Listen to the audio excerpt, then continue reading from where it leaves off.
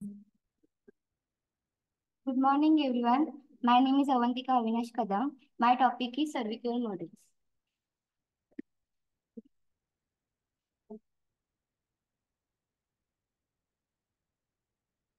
Cervical model, also called as service quality models, service are intangible in nature, and that is why it is quite different to measure service quality.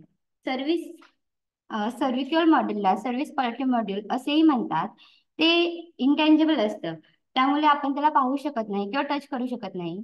In addition, if Parshuraman Chetamal Berry's PZB's 1988 introduced five dimension which lead to the development of cervical model. Cervical model, a method to capture and measure the service quality experienced by the customer. A Parsh- to some, but important question is that's why I'm just stating something. So service quality model जे आता modern त्यामध्ये practically खूप ठिकाणी use केली जाते. हा एक model आहे. मॉडेल म्हणजे ते वाला मॉडेल आहे तुमच्या डोळ्यासमोर आलं पाहिजे ते वाले मॉडेल आहे. तर हे मॉडेल आहे क्वेश्चन आन्सर आहे. जे क्वेश्चन आहे यूज करून सर्व्हिस प्रोव्हायडर काय करतायत, कस्टमर किती सॅटिस्फाय झाले आणि किती झालेले नाही ते काय करतात ते चेक करतात. तुम्ही माझ्या पीएचडीला हे सर्व्हिस क्वालिटी मॉडेल यूज केलं होतं. जेव्हा मी बँकेत आणि पोस्टवरती कस्टमर सॅटिस्फाय आहेत की नाही आणि त्यांच्यामध्ये जो डिफरन्स आहे तो फाइंड आउट करू. It is very interesting question आहे ज्यामध्ये बेसिक पासून ऍडव्हान्स लेवलच्या सगळ्या गोष्टी इन्क्लूड केलेल्या आहेत. ते परशुरामन जनकल अँड बॅरी आणि फर्स्ट 1988 मध्ये जे काही सर्व्हिक्युअल मॉडेल आहे ते इंट्रोड्यूस केलं होतं. ज्यामध्ये टोटल 5 डायमेन्शन आपल्याला बघायचे.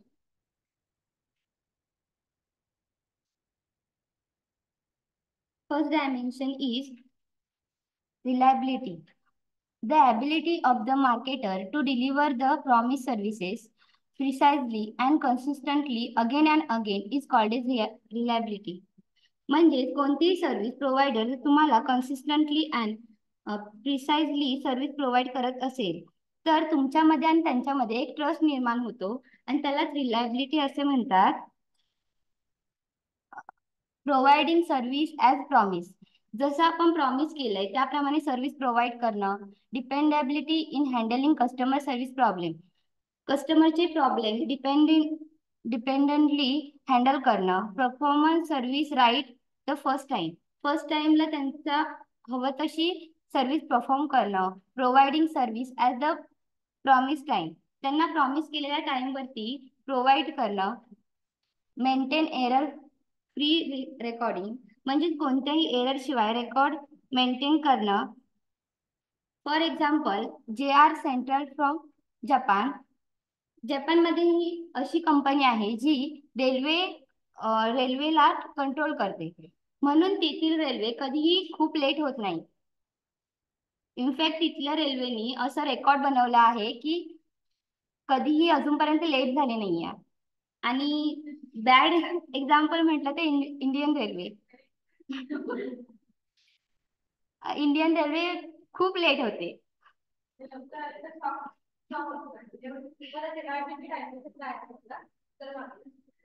रिलायबिलिटी मध्ये हे जे बाकी पॉइंट दिले ते सगळे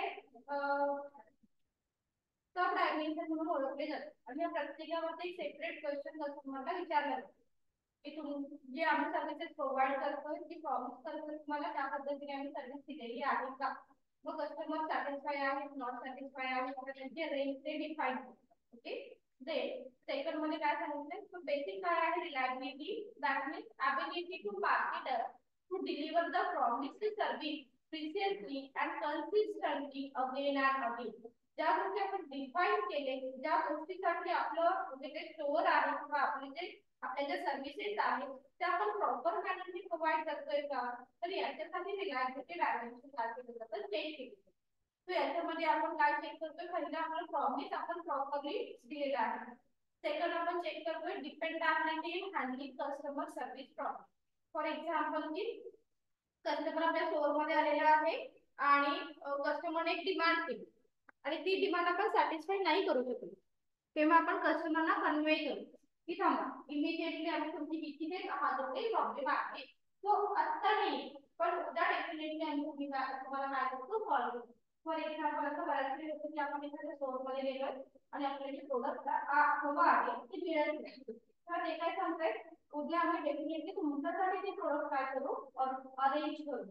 तर जी अरेंज करण्याची प्रोसेस आहे किंवा जो पिरियड आहे त्यामध्ये तुम्ही जे प्रोडक्ट प्रोव्हाइड केलेला आहे किंवा नाही, सेकंड थिंग मध्ये येतं that means dependability in handling customer problem. एक झालं. सेकंड थिंग जसं मी मागे एक एक्झाम्पल दिलं होतं तुम्हाला, जे मोठे ऍपल स्टोअर आहेत तिथे अल्टरिंगचं फॅसिलिटी असते. जसं आपण एखादं ब्लेझर घेतलं किंवा एखादी जीन्स घेतली तर ते जीन्स प्रत्येक वेळी आपल्याला आपल्या मापाची असेल असं नाही, ते काय करायचं की तुमच्या हाईटला जास्त हाईटला काय थोडीशी साईज जास्त आहे कमी आहे तर तुम्हाला अल्टरेशन फॅसिलिटी इमिजिएटली इथेच अवेलेबल होते. So same it is the part of handling customer problem immediately. Okay, so त्याच्यामध्ये include. Then performance services right at the first time. So we always concentrate on provide services at the first time. जेव्हा एखादं product मागितलंय त्यावेळी त्याला थांबा असं म्हणायला लागू नये. म्हणजे जेव्हा त्याने प्रोडक्टची ऑफर केलेली आहे त्याच वेळी ती सर्व्हिसेस तुम्हाला प्रोव्हाइड करता आली पाहिजे. That means reliability. लक्षात ठेवा रिलायबिलिटी मध्ये कोणते डायमेन्शन इन्क्लूड होते, कारण याच्यामध्ये मेन 5 डायमेन्शन आहे. 5 डायमेन्शन मध्ये खूप छोट्या छोट्या फॅक्टरवरती फोकस केलेला आहे आणि हे ऑब्जेक्टिव्हला विचारले जातात. ठीक आहे. Then providing services at the promise time. जसं आपण सांगितलं की उद्या या एकदा ते प्रोडक्ट तुमच्यासाठी अवेलेबल करून दिलं जाईल, तर त्याच डेटला त्याच टाइमला तुम्ही ते अवेलेबल करून देताय का, this is also part of reliability. Okay. Then maintain error free record or error free transaction. जसं आपण म्हणतो ना की बिलिंग काउंटर वरती गेलाय आणि तुमचं काहीतरी ट्रान्झॅक्शन मध्ये थोडीशी मिस्टेक झाली आहे किंवा तुमच्याकडून एक्सेस पैसे चार्ज केले, अशा कोणत्याही प्रकारच्या बॅड सर्व्हिसेस तुम्ही देता कामा नाही. That is called the reliability free transaction and error free transaction. आणि मग एक्झाम्पल जे दिलेले आहे नेक्स्ट एक्झाम्पल ते जॅपनीज किंवा जे आर सेंट्रल फ्रॉम जापान आहे त्याचे खूप फेमस एक्झाम्पल आहेत. आणि इंडियन रेल्वे तर माहिती आपल्याला की जे वेळेवर नसते राईट, त्यांनी बऱ्याचशा इम्प्रुव्हमेंट केलेल्या आहेत. पण जापनीज काही अशा टेक्निक्स आहेत जसं आता आपण कायसिंग बघितलं, खूप सारे जापनीज टेक्निक्स आहेत त्यांना आपण अजून बीट नाही करू शकत. ते खूपच परफेक्शनला काय करते इम्पॉर्टंट होते. Next responsiveness. Respond quickly, rapidly, immediately आणि इन्स्टंटली. जर कस्टमर कोणत्याही प्रॉब्लेम मध्ये असेल तर तुम्ही quickly and rapidly, instantly and immediately response करणं खूप इम्पॉर्टंट असतं. जर प्रॉब्लेम कितीही मोठा असेल तरी तुमचा रिस्पॉन्स हा खूप इम्पॉर्टंट असतो. Responsiveness is more than 1/5 of their service quality assessment. Responsiveness हा 1/5 कव्हर करतो सर्व्हिस क्वालिटीमध्ये. Keeping customer inform about when service will be performed, willingness to help customer, readiness to respond to customer inquiries. कस्टमरला information देत राहा. Customer service कधी perform केली जाईल त्याबद्दल सर्व इन्फॉर्मेशन त्याला सारखी देत राहणं. कस्टमरला जर हेल्प हवी असेल त्याबद्दल, कस्टमरला जर एखाद्या प्रोडक्ट बद्दल माहिती हवी असेल तर त्याला माहिती देणं. रिस्पॉन्स देणं. रिस्पॉन्स म्हणजे तुम्हाला माहित असेल रिस्पॉन्स म्हणजे इमिजिएटली दिला पाहिजे. असं नाही की आज एक विचारले आणि अजून आजचा रिप्लाय देत आहे तो मला रिस्पॉन्स की थांबा विचार करून आम्ही रिप्लाय देऊ, मला रिस्पॉन्स करेल. हा रिस्पॉन्स म्हणजे कस्टमर एखादा क्वेश्चन विचारला की इमिजिएटली तुम्ही त्याला रिस्पॉन्स करणं खूप महत्त्वाचं आहे. That is why first sentence मध्ये सांगितलंय quickly, rapidly, immediately and instantly reply देणं. It is very important thing under responsiveness time. Then responsiveness is more than 1/5 of their service quality assessment. Okay, आता जी बाकीच्या डायमेन्शननी compare केलं तर 1/5 of the service quality डायमेन्शनचा part म्हणून रिस्पॉन्सिव्हनेसला consider केली जाते.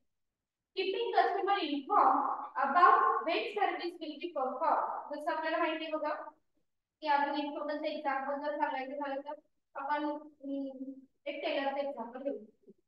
टेलरकडे आपण काय करतो, कपडे शिवायला दिले, एखादं ब्लेझर शिवायला दिलं, व्हॉट एव्हर तर आपण काय करतो, तो आपल्याला सांगेल की हा तुम्ही 4 दिवस लागणार आहे, 5 दिवस लागणार आहे, किंवा उद्या मी काय करेन तुम्हाला तुमची सर्व्हिसेस प्रोव्हाइड करेन. सो जेव्हा ते सर्व्हिस प्रोव्हायडर तुम्हाला कॉल करून सांगते की तुमचं प्रोडक्ट रेडी आहे, त्याचा सुद्धा इम्पॅक्ट तुमच्या सॅटिस्फॅक्शन मध्ये होतो. खूप मायनर थिंग आहे, पण जसं सांगितलं की परशुरामन सेंटर पॅरीने मायनर टू मेजर सगळे फॅक्टर काय केलेले आहेत त्या डायमेन्शन मध्ये कव्हर केले. म्हणजे तुम्ही तुमच्या कस्टमरला कधी सर्व्हिस प्रोव्हाइड करणार आहात, सर्व्हिस जर तुमची कंप्लीट झाली असेल तर तुम्ही ती कधी देणार, त्या सगळ्या गोष्टी कशामध्ये येतात, कोणता डायमेन्शन बघतोय आपण, हा responsibility. Assurance. The ability of the employee knowledge and courtesy and their capability to inspire trust and confidence among the customers. कस्टमरला सर्व्हिस बद्दल माहिती नसते, मग ते काय करतात की आपल्या एम्प्लॉईना, त्या कंपनीमधल्या एम्प्लॉईना त्यांच्या प्रोडक्ट बद्दल माहिती, सर्व्हिस बद्दल माहिती विचारतात. आणि जर त्या एम्प्लॉईला त्याच्याबद्दल काही माहिती नसेल, त्याच्याबद्दल काही इन्फॉर्मेशन नसेल, तर ती एक नेगेटिव्ह इम्पॅक्ट करतो सर्व्हिस क्वालिटीवरती. सो ऍश्युरन्स या वर्डिंग वरून लक्षात येईल की इथे आपण ऍश्युअर असतो थोडेसे. Okay, that means the ability of the employees knowledge and courtesy and their capability to inspire trust and confidence among the customer. So एक सिंपल थिंग लक्षात ठेवा, जेव्हा आपण सर्व्हिसेस प्रोव्हाइड करतो ऍज अ एम्प्लॉईज, म्हणजे आपण जर कस्टमर आहोत आणि आपण एका मोठ्या मॉलमध्ये गेलो आणि आपल्याला थोडीशी महागडी वस्तू परचेस करायची आहे. फॉर एक्झाम्पल तुम्हाला एक आयफोन घ्यायचा आहे, ऍपलचाच आयफोन. ओके, जागे आहात का बघितलं रे, दे फोन घ्यायचंय तुम्हाला आणि तुम्ही गेलात एका मोठ्या शॉपमध्ये आणि तिथे जो सर्व्हिस प्रोव्हायडर आहे दॅट मीन्स एम्प्लॉईज, त्याला तुम्ही काही क्वेश्चन विचार, तेव्हा तो जर थोडासा कन्फ्युज असेल ना तर आपण ते प्रोडक्ट परचेस नाही करत, लक्षात ठेवा. त्यामुळे ऍश्युरन्स मध्ये आपण काय सांगतोय, capability of the employees to handle customer as well as create confidence and trust. एक तर त्या एम्प्लॉईजला तुम्ही विचारलेल्या प्रश्नांची उत्तरं छान पद्धतीने देता आली पाहिजे. ओके, जे जे तुम्ही क्वेश्चन विचाराल, क्वेश्चन रिगार्डिंग प्रोडक्ट, बावळटपणे काही जर विचारलं तरी तो देईल असं अपेक्षित ठेवलं तर ऍश्युरन्सचा पार्ट नाही. ऍश्युरन्स काय सांगतं, ऍश्युरन्स डायमेन्शन सांगतं की तुम्ही तुमच्या प्रोडक्टशी रिलेटेड सगळी इन्फॉर्मेशन तुमच्याकडे असली पाहिजे. First thing.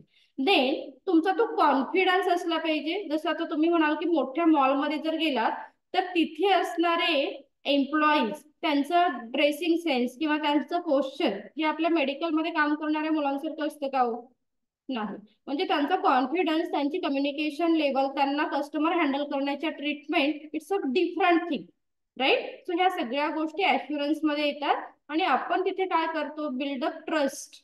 तिथे आपण एक कॉन्फिडन्स दाखवतो, एक ट्रस्ट बिल्डअप करतो.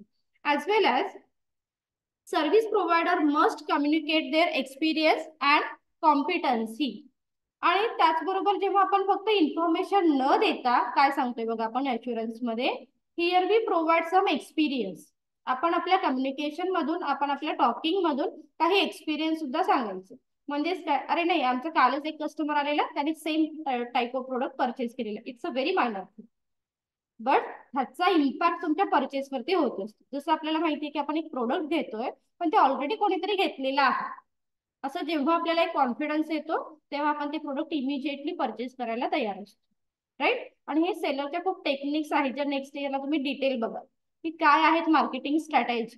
जसं आपल्याला जसं एक खेडेगावामध्ये येतात बघा विकायला साड्या वगैरे किंवा भांडी वगैरे विकायला येतात, हा तुमच्या मागच्या गल्लीतल्या बाईने 4 साड्या घेतल्या, मग ही 5 साड्या घ्यायला तयार होती. Simple thing. म्हणजे की बाकीचे कस्टमर काय करतायत, त्यांनी किती वस्तू परचेस केलं याचा इम्पॅक्ट सुद्धा तुमच्या प्रोडक्ट परचेसिंग वरती होत असतो. आणि दिस includes ऍश्युरन्स.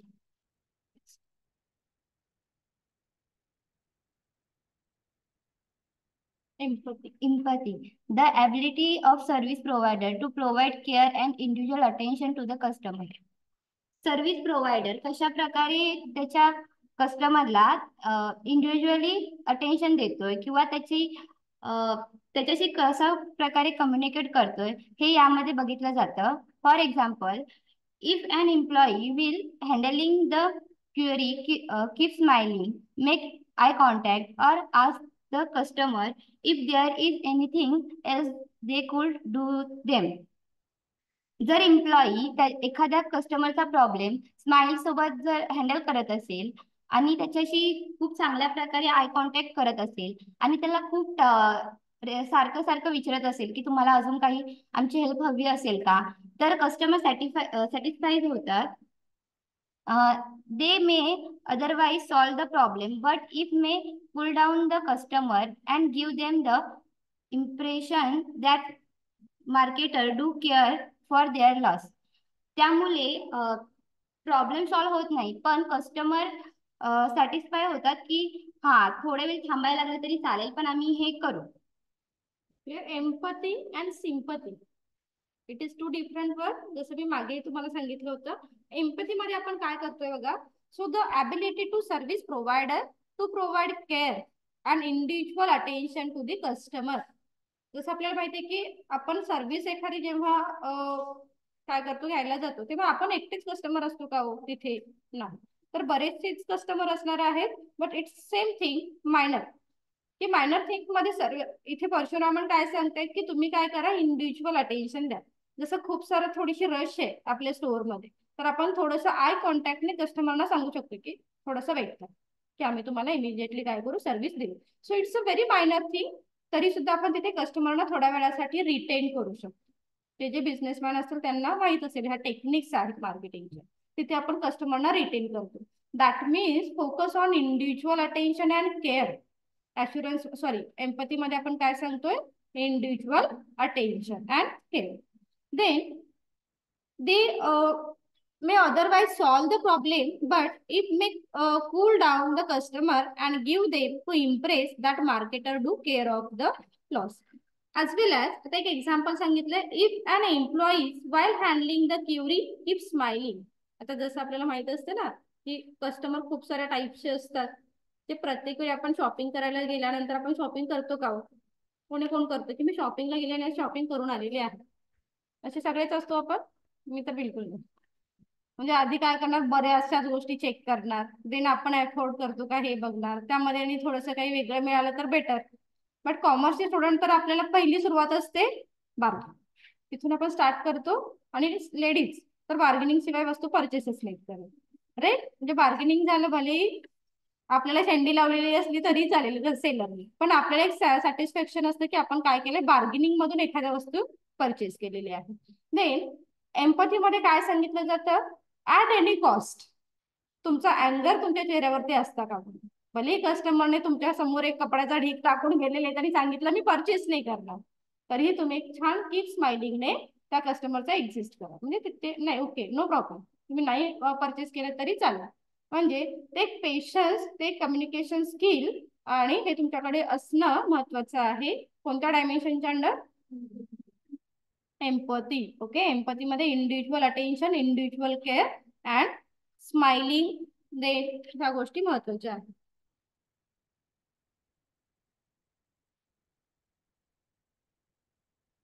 Last dimension is tangible. Even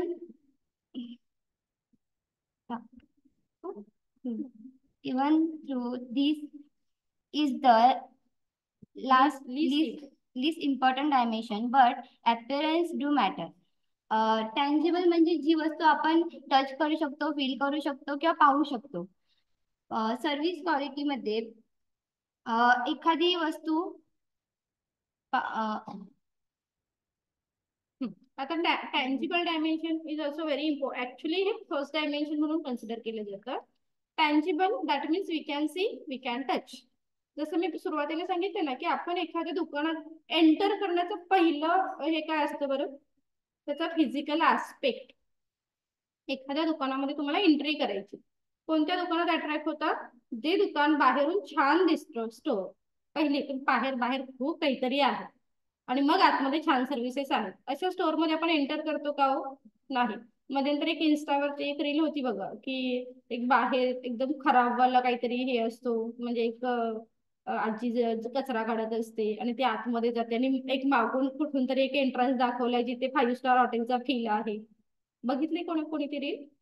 असे एक होतं की आतमध्ये म्हणजे अपिअरन्स डझंट मॅटर, एक जस्ट पार्ट ऑफ जोक ती तसा होता. आणि एक असा होता की तुम्ही एक 5 स्टार हॉटेल म्हणून आतमध्ये गेलेले आहात, तर आपण काय एक्सपेक्ट करतो, 5 स्टार हॉटेलमध्ये आपण गेले तर तिथे प्रोडक्ट हे कसे असणार आहे, कॉस्टली असणार आहे. त्याच्यावरती पण एक रील होती बघा मध्यंतरी, म्हणजे मी आपल्या जनरली मला कॉमर्स डिपार्टमेंटशी रिलेटेड किंवा ऍडव्हर्टाईज मार्केटिंगशी रिलेटेड रील बघायची सवय. That's why. तर तुम्ही कदाचित बघितली असेल की एक छान बिझनेसमॅन जातो 5 स्टार हॉटेलमध्ये आणि तेवढा त्याने ठरवलं असं की आपल्याला थोडासा टाइमपास करायचा, तर आपण कुठे करणार, त्याच्यापेक्षा 5 स्टार हॉटेलमध्ये बसूया आणि कस्टमरला किंवा आपले जे क्लायंट आहेत त्याला हँडल करू. मग तो बसतो, मग काय ऑर्डर करायचं, मग त्यातल्या त्यात तो प्राइस बघून काय ठरवतो, एक छान काहीतरी वेगळ्या नावाचा प्रोडक्ट तो मागवतो. त्याचं प्रोनाउन्सिएशन माझ्या एक्झॅक्टली लक्षात नाहीये, पण तू सांगतो की हे वस्तू घेऊन ये, हे प्रोडक्ट घेऊन ये, जे काही डिश आहे ते घेऊन ये. आणि मग तो जातो आणि नंतर तो जो कोण असतो सर्व्हिस प्रोव्हायडर तो जातो आणि बाहेर येतो. त्यांचं एक मोठं गेट असतं, तिथून बाहेर येतो आणि बाहेर समोसा विकत असतात, तिथे तो समोसा घेतो आणि परत ते 5 स्टार हॉटेलमध्ये जातो. छान समोसाच्या इथे एक थोडासा स्माइली वाला का काहीतरी हे असतो एक समोसा, आणि त्याला बघितल्यानंतर शॉक, अरे मी काहीतरी वेगळं मागवलं होतं आणि हा समोसा आहे. म्हणजेच काय, तर तुम्ही सर्व्हिस प्रोव्हायडर की तुम्ही कस्टमरला कसं हँडल करताय, कस्टमरला ट्रीटमेंट कसं देताय. पण तिथे तुम्ही कस्टमरला काय सांगितलं की हा समोसा नाहीच आहे, यामध्ये काहीतरी वेगळं आहे आणि आम्ही डिफरंट टाइप्स ऑफ प्रोडक्ट तुम्हाला काय केले तर ऑफर केलं.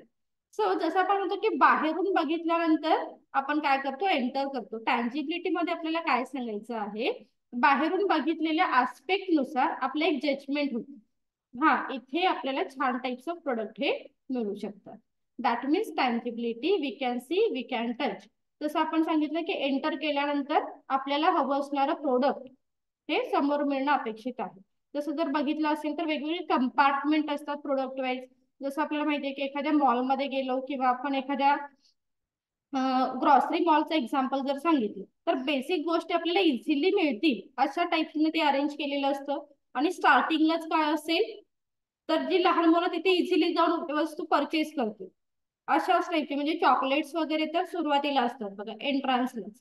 चॉकलेट्स असतील, वेफर्स असतील, हे कुठेतरी आतमध्ये नसतात. It's a very minor thing ना. तर ह्या गोष्टी सुद्धा, जसं आपल्याला माहिती आहे की लेडीज आता जे हे आपले मेन्स्ट्रुअल सायकल आहे याच्याबद्दल जर आपण बोलायला आपण फारसं इझिली नाही रेडी होत. आपण कुठे एखाद्या मेडिकलमध्ये गेलो, पॅड घ्यायचं असेल तर सुद्धा आपण थोडंसं ऑकवर्ड फील करतो. It's a fact. Okay. But अशा वेळी जे पॅड्स आहेत हे कुठेतरी आतमध्ये ठेवले जातात का हो?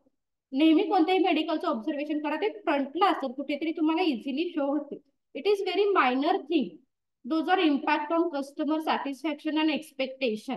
आणि ह्या सगळ्या गोष्टी तुमच्या टँजिबिलिटी ऍस्पेक्ट मध्ये इन्क्लूड होतात. तुमच्या प्रोडक्टची अरेंजमेंट कशी आहे, कस्टमरला ते कितपत रीच होत आहे, कस्टमर ते कितपत इझिली काय करतायत, परचेस करतायत. So all this thing including tangible aspect. Okay. किती डायमेन्शन बघितले आपण? 5. पहिलं ऍक्च्युली आहे टँजिबिलिटी, ज्याला फिजिकल ऍस्पेक्ट म्हणून कन्सिडर केलं जातं. त्याच्यानंतर आहे रिलायबिलिटी, त्याच्यानंतर आहे रिस्पॉन्सिव्हनेस, त्याच्यानंतर आहे ऍश्युरन्स, त्याच्यानंतर आहे empathy. Okay. These are 5 dimension of service quality. Is it clear? Thank you.